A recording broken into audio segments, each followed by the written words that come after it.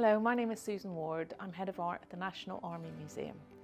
Here at the museum, we have a large collection of art that documents the history of the British Army and the soldiers who served. In the summer of 2025, we're opening a brand new exhibition titled Myth and Reality: Military Art in the Age of Queen Victoria, showcasing some of the 19th century most significant military artists, including Lady Butler, Thomas Jones Barker and Henry Nelson O'Neill. The exhibition covers themes such as the Great Campaigns, patriotism and realism and reportage, with soldier stories the main narrative. It highlights women within this military context as artists and wives living home and abroad. The exhibition will feature this magnificent painting. This is the Capitulation of Kars. It is nearly 5 meters wide and one of the largest paintings in the collection. Painted by Thomas Jones Barker, it depicts a dramatic moment from the Crimean War. British officers led by Colonel William Fenwick Williams, acting as advisors to the Ottoman Empire, took command of the Ottoman troops during the siege of Kars against Russian forces in northeastern Turkey.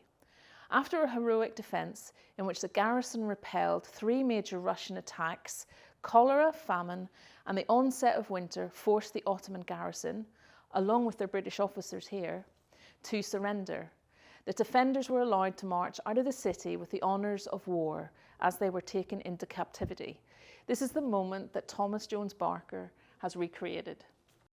This painting was originally intended as the basis for an engraving for mass publication in illustrated newspapers and weekly news supplements.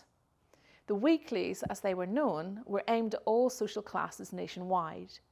The Victorians lapped up the fairly new method of showing images alongside their news, much like how modern audiences are drawn to sensational images and headlines in modern tabloids. In essence, this painting is a mythical depiction on the grandest scale. It is Victorian spin on a defeat. The British officers in this painting appear clean-shaven and fairly well dressed, giving no indication that they've endured a prolonged siege. The reality of the situation, however, the 5-month period of fighting and the hardships faced by the defenders, is glossed over. What we see here is a visual narrative to imbue patriotism and support for the army. The painting has an almost biblical style to it, in the way the British officers are portrayed almost revered in the centre, surrounded by locals seeking salvation. Look at the elderly man with his arms raised to the sky. You can see similarities to scenes of Christ offering redemption to the masses. The use of light in the painting is interesting too. The British officers are illuminated as if they are saviours, which aligns with how the Victorians often saw themselves. The light highlights them as being benevolent figures, reassuring the audience that despite losing the battle, the British remained fearless, heroic and deserving admiration. Ultimately, it is important to remember, and perhaps surprisingly, that in this magnanimous painting, what we are witnessing is not a resounding victory, but in actual fact a military defeat. As with all works of art, it's important to consider the motivations of the artist and the audience it was intended for.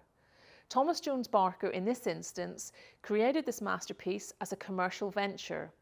It earned him over £10,000 at the time through the sale and publication of associated engravings. He was also able to harness the Victorians' ideals through art of overcoming great challenges to inspire people in Britain. The Victorians were fascinated with military art, and this is just one great example.